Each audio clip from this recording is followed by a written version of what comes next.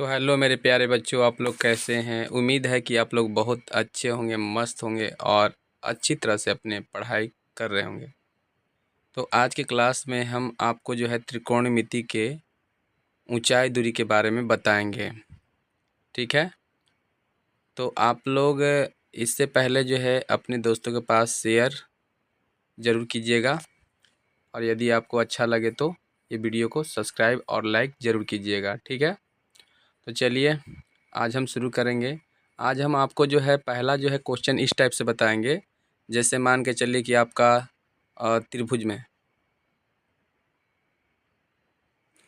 में जो है आपको क्या दिया हुआ रहेगा। त्रिभुज में आपका जो है कोई भुजा दिया हुआ रहेगा और उसका कोण ज्ञात करने के लिए आएगा। ठीक है, तो आज हम जो है आपको जो है इसके बारे में बताएंगे कि किस तरह से कैसे हल किया। हम 3 टाइप के जो है क्वेश्चन दिए गए हैं। देखिए 3 टाइप का क्वेश्चन दिए हैं हम। आप लोग जो है इसे बढ़िया से समझिएगा। ठीक है, एकदम आसान तरीक़ा से बता देंगे। ठीक है, एकदम आसान तरीक़ा से। ठीक है, तो चलिए आप लोग बढ़िया से ध्यान दीजिएगा, इसको हम किस तरह से कैसे बनाते हैं। तो 3 टाइप के हम दिए हैं क्वेश्चन, ऊंचाई दूरी से रिलेटेड है। ये क्वेश्चन यदि आप बना लेते हैं तो कोई दिक्कत नहीं होगा। तो चलिए शुरू करते हैं। चलिए आप लोग ध्यान से देखिएगा। तो चलिए हम पहला का पहले बनाते हैं। 16 पहले लिखते हैं।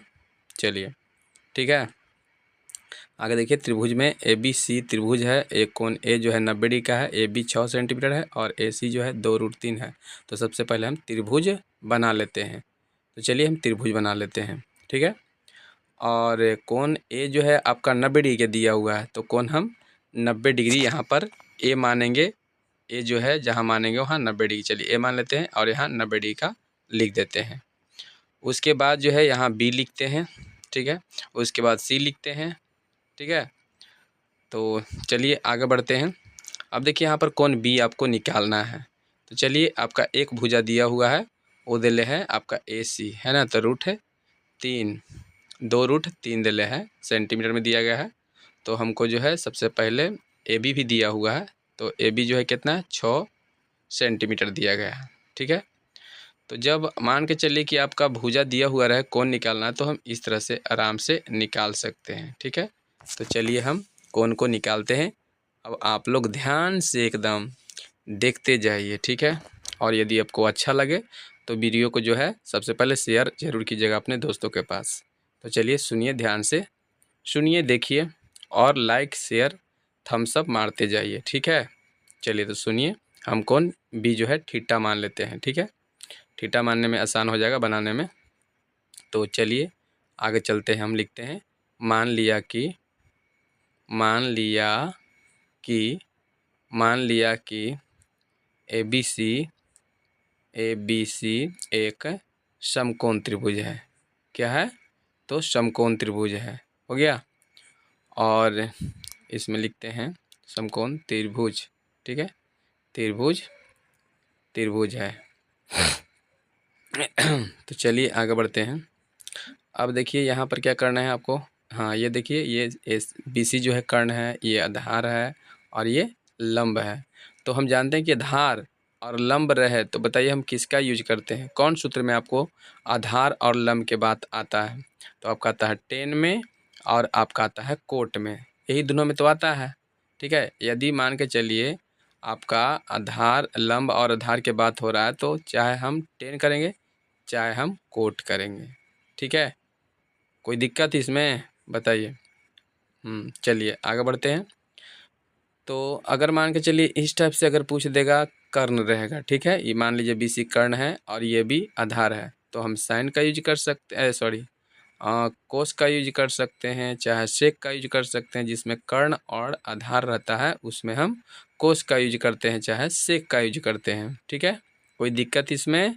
यदि कोई दिक्कत है तो अभी भी आप बोल सकते हैं। ठीक है, तो चलिए हम आगे बढ़ते हैं। ए सी लंब है, ये आधार है, तो चलिए हम टेन का यूज करते हैं।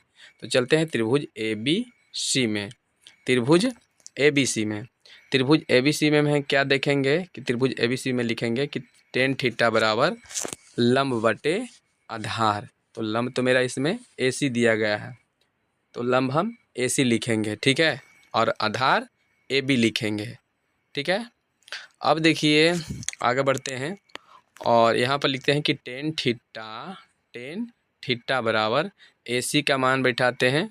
तो चलिए AC का मान मेरा है 2√3।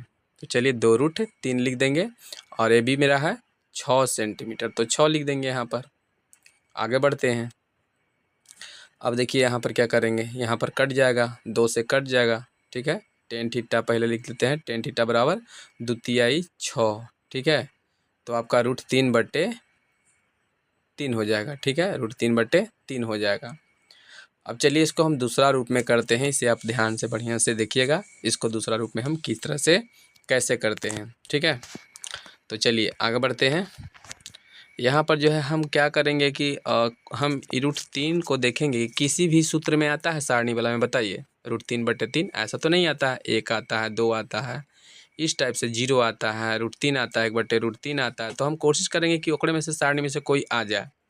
तो हम लेते हैं √3/3 3 और गुना में हम करते हैं √3। ऊपर भी √3 से कर देंगे और नीचे भी √3 से कर देंगे, तो √3/ नीचे भी गुना कर देते हैं, इसमें कोई दिक्कत नहीं होने वाली है। तो चलिए हम आगे बढ़ते हैं और यहाँ पर लिखते हैं कि टेन थीटा बराबर मेरा कितना हो जाएगा। तो 3 में ऊपर से गुना करेंगे तो 3 तिहाई 9, 9 का वर्गमूल 3 और नीचे मेरा हो जाएगा 3√3। तो 3 से 3 कैंसिल हो जाएगा। तो एक मतलब यहाँ पर दिखाई दे रहा है, तो यहाँ पर हो जाएगा 1/√3। ठीक है, 1/ कितना हो जाएगा, √3 हो जाएगा।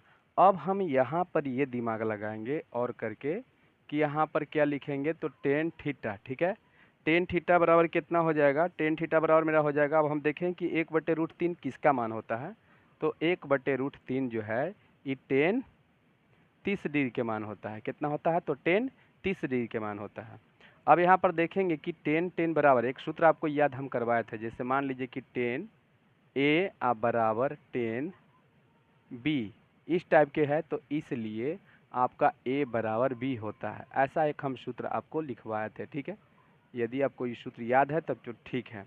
तो यहाँ देखिए टेन बराबर है, तो यहाँ पर इसलिए थीटा बराबर मेरा हो जाएगा 30 डिग्री। ठीक है, तो हम लिख सकते हैं कि इसलिए कोण बी बराबर आपका हो जाएगा 30 डिग्री। ये आपका फाइनल आंसर हो गया। दिखाई दे रहा है ना बढ़िया से। तो चलिए आगे बढ़ते हैं और हम नेक्स्ट क्वेश्चन को हल करते हैं।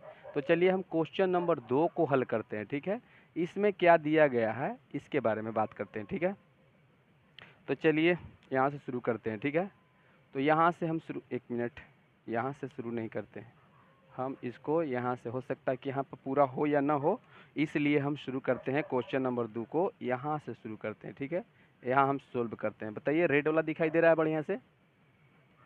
चलिए, तो रेड वाला दिखाई दे रहा है, तो आगे हम शुरू करते हैं। क्वेश्चन पढ़ते हैं कि त्रिभुज ABC के भुजा BC बराबर 8 सेंटीमीटर। ठीक है, BC बराबर कितना है, 8 सेंटीमीटर। तो चलिए एक त्रिभुज हम खींच लेते हैं, इस तरह से त्रिभुज खींच लेते हैं। ठीक है, इस तरह से हम त्रिभुज खींच लेते हैं। ठीक है, और B जो है कितना इसमें है, तो B जो है 30 डिग्री का है। इसमें हम A मान लेते हैं, A कितना मान लेंगे, तो चलिए कोई A मान लेते हैं, A। तो चलिए देखते हैं, मान लीजिए कि इस तरह से है और यहाँ पर जो है B कितना दिया है, B कितना दिया हुआ है, तो B दिया हुआ है 30 डिग्री। तो चलिए यहाँ 30 डिग्री लिख लेते हैं। ठीक है, A B हो गया और यहाँ पर C हो जाएगा। ठीक, तो चलिए BC मेरा दिया हुआ है 8 सेंटीमीटर, तो यहाँ 8 सेंटीमीटर लिख देते हैं। और कुछ दिया हुआ है नहीं, एक ही भुजा दिया हुआ है। तो चलिए यहाँ पर चलते हैं हम, यहाँ पर देखिए 90 डिग्री का है। चाहोगे तो तुम लिख सकते हो कि समकोण त्रिभुज, मान लीजिए कि ABC एक समकोण त्रिभुज है। चलिए उतना मानने की जरूरत नहीं है, डायरेक्ट हम शुरू करते हैं। तो त्रिभुज ABC में, ठीक है, तो ABC में देखते हैं कि क्या है। तो यहाँ पर हम देख लेते हैं कि ध्यान से समझना है कि जो AB दिया गया है ये आधार है। AB क्या है, आधार है, और ये क्या है, लंब है। क्या है, लंब है। तो यदि हमको लंब निकल जाएगा तो अन्य भुजा बोल रहा है, तो इसका मतलब AC भी निकालना है और BC भी निकालना है। ठीक है, तो AC निकालने के लिए हमको क्या करना पड़ेगा, जैसे मान लीजिए कि ये AB है और ये AC है, तो ये लंब और ये आधार है, तो टेन का यूज हम करेंगे। तो चलिए यहाँ पर लिखते हैं कि टेन 30 डिग्री। देखिए यहाँ 30 डिग्री दिले है, तो टेन 30 डिग्री लिख दिए, और टेन बराबर होता है लंब बटे आधार। तो आधार तो मेरा ए बी है। चलिए यहाँ पर ध्यान दीजिए। और आगे हम क्या करते हैं, तो एक मान बैठा देते हैं, तो √3 हो जाएगा, क्योंकि tan 30 के मान होता है √3। और ए सी मेरा कितना है, तो ए सी देख लेते हैं कहाँ है। चलिए, ए सी तो आपका दिया हुआ नहीं है, तो ए सी के ए सी ही रख देते हैं। और ए बी मेरा है 8। चलिए, इसमें कोई दिक्कत नहीं। अब आगे बढ़ते हैं, ठीक। तो अब हम तिरछा तिरछी गुना करेंगे, तो बताइए ए सी √3 बराबर हो जाएगा 8 है। तो अब यहाँ से बनाते हैं, यहाँ से तो कितना हो जाएगा।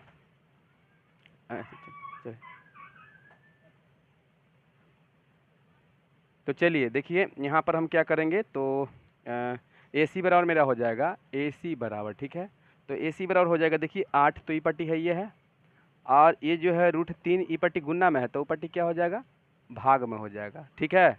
ये क्या हो जाएगा, भाग में हो जाएगा। तो चलिए, मेरा ए सी निकल चुका है, ए सी मेरा निकल चुका है, ये वाला निकल चुका है। इसलिए हम क्या निकालेंगे, बी सी निकाल देंगे। एक भुजा तो निकल गया मेरा।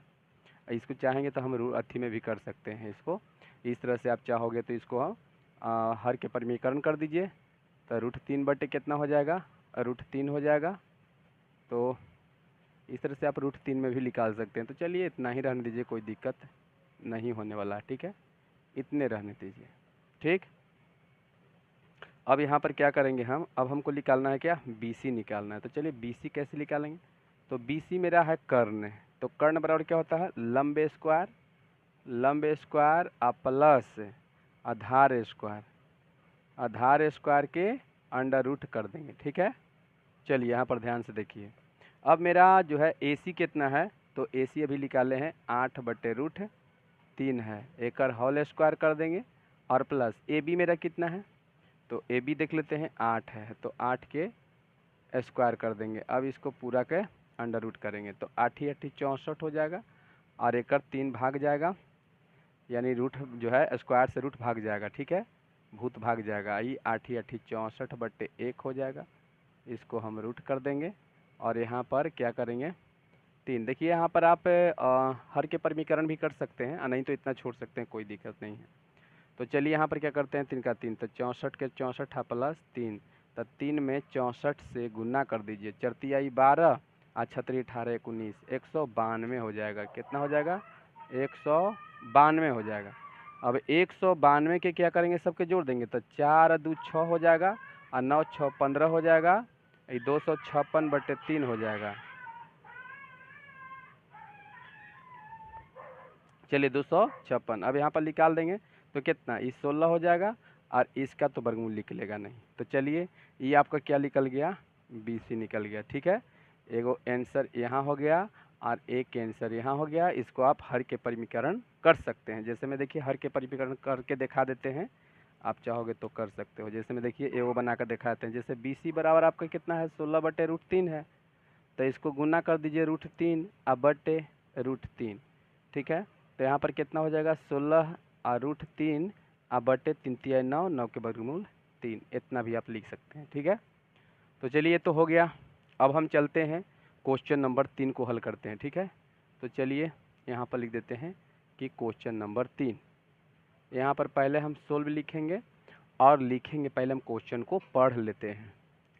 तो चलिए देखिए, आंधी आने से एक पेड़ टूट जाता है। तो चलिए, एक पेड़ हम पहले बना लेते हैं। तो मान के चलिए कि मेरा पेड़ इस टाइप से है। जैसे में देखिए, इस टाइप से मेरा पेड़ है, ठीक है। चलिए, इस टाइप से मेरा पेड़ है, ये पूरा पेड़ है। और यहाँ से मान लो पेड़ टूट गया है, यहाँ से पेड़ टूट गया है, और ये पूरा पेड़ आपका हो गया, ठीक है। इस तरह से पेड़ हो गया, ए हो गया, ए बी हो गया, ए सी हो गया, और यहाँ डी हो गया, ठीक है। तो यहाँ पर आप लिख सकते हैं, कैसे लिख सकते हैं इसे देखिए।